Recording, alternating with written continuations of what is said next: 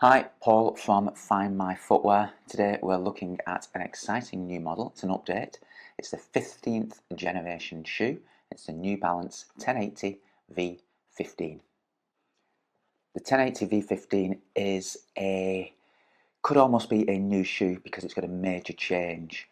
We're now featuring a supercritical form, and it's the Infineon form running the full length of the shoe.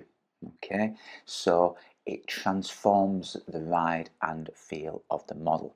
Supercritical form, a single molecule injected into the form of a material that expands, creates a very balanced feel, and creates a lighter, softer, springier and more responsive feel to the shoe.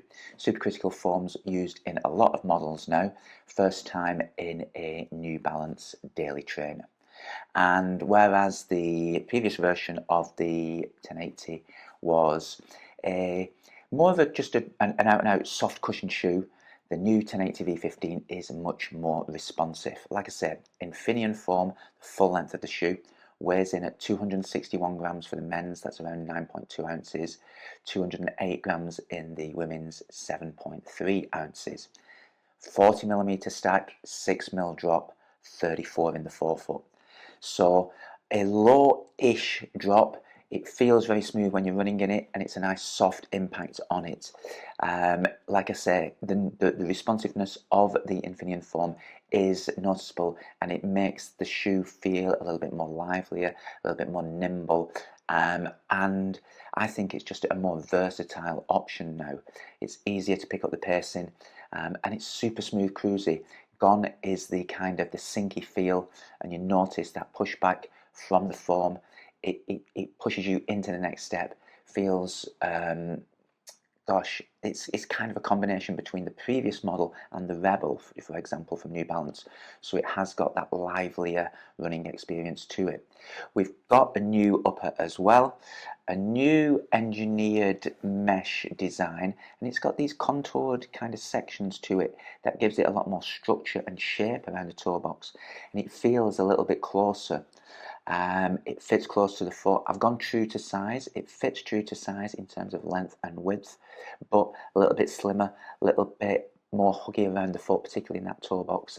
A little bit less wiggle room, but still absolutely fine. A great fit for me, and very good fit around the instep. I do have a slimmer foot, and like I said, I think it fits perfectly. Again, lots of padding as usual in the tongue, ankle collar and the Achilles.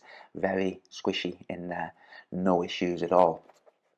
Outsole rubber, again, we've got a little bit more exposed rubber, but the key areas in the heel and forefoot are covered, good coverage there, and there's going to be no issues with durability. The exposed areas will look a little bit scuffed perhaps after time, but it doesn't detract from the durability or wear of the shoe. You've got good deep coverage on the lateral and medial side of the heel and all the way through to the toe off.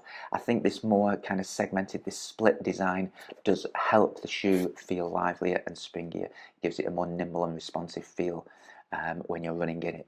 So overall, it's a kind of top to bottom, every part of it, the upper, the midsole, the outsole has been rethought, redesigned, but I think it makes for a very lively, very responsive shoe, and it makes it a bit more versatile. It's not simply limited to easy miles anymore. I think you can pick up the pace in it, do kind of longer intervals. I think is perfect for it, but I think you get a lot more use scenarios out of the New Balance 1080 V15.